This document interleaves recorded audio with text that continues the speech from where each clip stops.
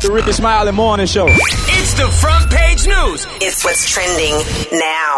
All right, y'all, you know it's always an honor and a pleasure to have special guests take time out of their busy schedules to join us on this show. Good morning. Hey, it's Kamala Harris.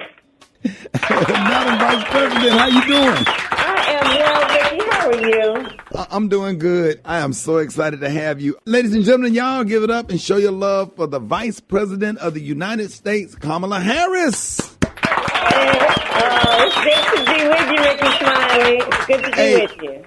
Thank you so much for joining us. I know it's a lot going on, and after the President Biden and Vice President Harris won the 2020 election, states around the country like Georgia, Texas kind of created legislation making it harder for people to vote. And I saw you and President Biden speak in Atlanta on Tuesday as we gear up for some major local and national elections in the next 2 years. We all know that voter legislation is so important. Why is there a holdup in the United States Senate? Well, first of all, it's good to be back with you, Rickey. And I'll tell you, I think that we know that there are certain people who, frankly, get intimidated when we show our power. Right. And here's what I'm talking about. In 2020, you saw record numbers of people who voted. Record numbers. And for the people who didn't agree with how they voted and what they voted for, which, by the way, included things like extending the child tax credit so we could do what we did last year, which is lift almost half of black children out of poverty. People who didn't agree with the idea that we should be giving $1,400 checks to people who are out of work during the pandemic through no fault of their own. People who didn't agree with the idea that we say that big corporations should pay their fair share of taxes, but people who make less than $400,000 should not see an increase in their taxes. People who didn't like what folks voted for decided, hey, one way to change that is let's make it harder for people to vote. And so they started passing laws, including in states like Georgia, laws that make it against the law to give somebody who's standing in line to vote water and food. Right. Laws that would reduce the number of drop boxes. Why do folks need drop boxes? Well, imagine a single parent, a father or a mother, who's got those 3 bad kids in the back seat and doesn't have time or the ability to stand in line to vote, but can certainly fill out the ballot at home and then drive by the drop box to drop it in the drop box, right? Right.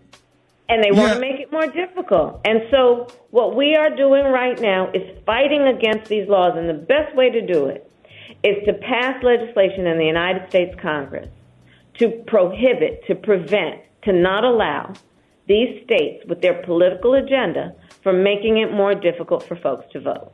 Right. And we talk a lot about what the GOP is blocking, but the administration has been able to aggressively appoint justices. Can you share some of the other wins that the GOP is not standing in the way of? Well, I'll tell you about a success we've had.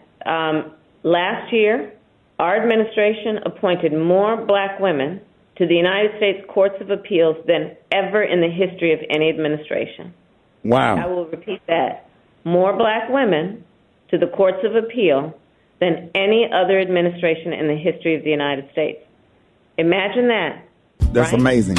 Well, right. And so that's what the people voted for when they stood in those lines, saying this is the kind of approach we want, which is we want equal representation everywhere, including in courts of law, in terms of who will be judges deciding some of the most significant issues that can impact us. And these are lifetime appointments, Madam Vice President? Let's not be fooled about what's at stake here and what motivates people. Right. And quickly before you leave, the biggest topic, of course, is Omicron. Oh, I can't even talk today. And how the latest surge, right, Omicron, and how the latest surge has people struggling to find COVID testing. If people are looking to order the free testing kits, where can they go? So to get the free test, well, first of all, we're sending out the free testing kits, and we're sending out 500 million are getting sent out. And we, for example, have been sending testing kits out to clinics and libraries. And so you can go online, you can actually Google to see where is the free test in your community, in your neighborhood. And it includes clinics, it includes libraries, because we want to make sure that everybody can have access to the test. We now have arranged so that your insurance will cover the test. So if you go pick up a test at a pharmacy. And ultimately, in addition to the tests, in addition to what we can do in terms of the pills that are now on the market that we have been working on to help people who already have COVID, who are looking at hospitalization or, God forbid, death, the bottom line that we have to keep reminding everybody is that get vaccinated, please. Get the booster. It will save you from being hospitalized. It will save you from possible death.